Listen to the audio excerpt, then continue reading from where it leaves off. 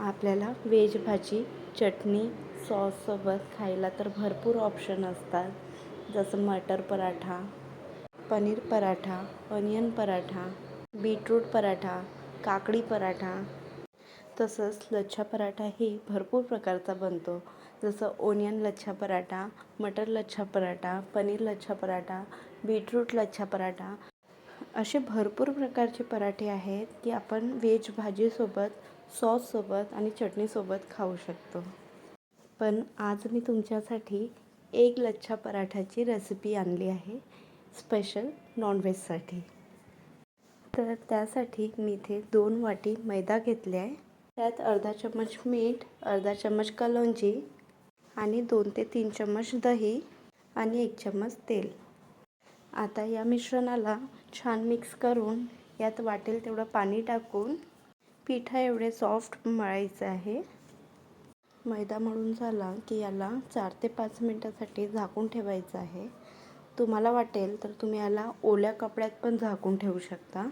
आता एवढ्या वेळात आपण कांदा, मिरची आणि कोथिंबीर कट करून घेऊ शकतो. कांदा, मिरची, कोथिंबीर कट होताच आपण एक अंड्याचं मिश्रण तयार करून घेऊया.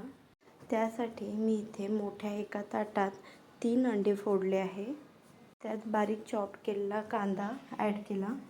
त्याचबरोबर 2 मिरची बारीक चॉप केलेली ॲड केली आणि कोथिंबीर ॲड केला आहे. आता यात मीठ आणि ब्लॅक पेपर पावडर ॲड करून घेऊया आणि परत याला छान मिक्स करून घ्यायचं आहे.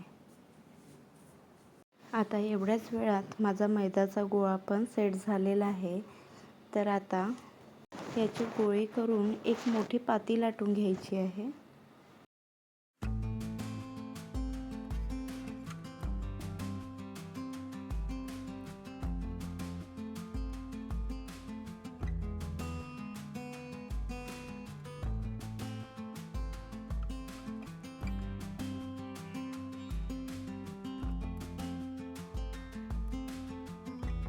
आता लाटून घेतलेल्या पूर्ण पातीला तेल ग्रीस करून घेऊया. आता या तेलावरच हलक्या हलक्या हाताने मैदा भुरकून घ्यायचा आहे. आता व्हिडिओमध्ये दाखवत आहे त्याच पद्धतीने तुम्ही पण या पातीला कट मारून घ्या. ज्या पद्धतीने मी फोल्ड केलेला आहे, तेल ग्रीस केलेलं आहे, त्यावर मैदा भुरकवलेला आहे, तीच पद्धत तुम्ही पण फॉलो करा आणि त्याची एक पाती लाटून घ्या. ही पाती तुमची स्क्वेअर शेपमध्ये बनेल.